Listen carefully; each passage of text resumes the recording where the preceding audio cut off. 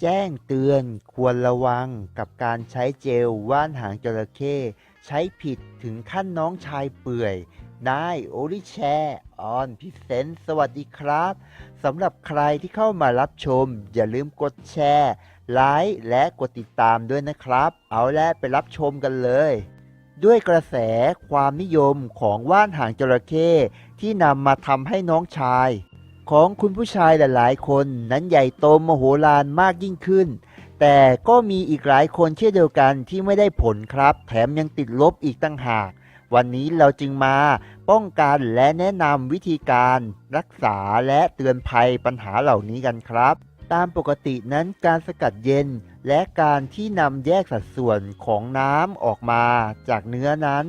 สามารถทำให้ลดประสิทธิภาพและอาการอักเสบแสบพองของการใช้ว่านหางจระเข้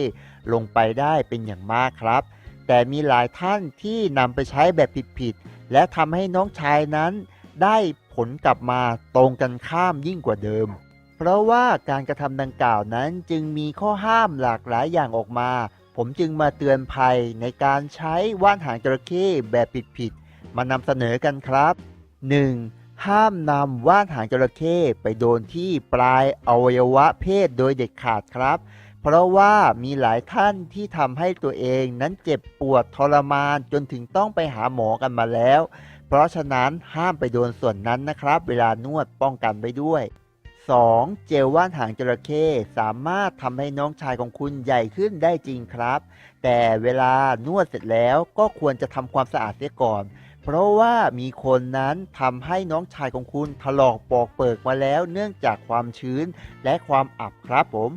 นอกจากนั้นยังทำให้คุณผู้ชายนั้นเดินลำบากและยังต้องอายเมื่อเดินไปโรงพยาบาลอีกด้วยอันดับสุดท้ายคุณควรจะนำน้ำยางสีเหลืองออกให้หมดทุกครั้งไม่ว่าจะเป็นการทำในครั้งแรกในขั้นตอนการผลิตคุณก็ควรจะล้างน้ำเย็นหรือแช่น้ำเย็นประมาณสัก 3-4 รอบก่อนนะครับเพื่อจะกำจัดน้ำยางสีเหลืองออกให้สิ้นเพราะว่ามีหลายคนได้ไปหาหมอกันมาแล้วเนื่องจากใช้วิธีแบบเร่งรัดโดยที่ทำความสะอาดไม่เสร็จและมีอาการข้างเคียงนั่นก็คือการปัสสาวะแสบและอักเสบครับผมในบางครั้งแบบแย่ๆนั่นก็คือนกเขาไม่ขันนั่นเอง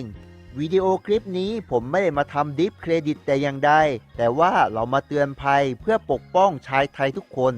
หวังว่าจะเป็นประโยชน์นะครับและอย่าลืมคอมเมนต์นะครับด้านล่างคลิปขอบคุณมากครับ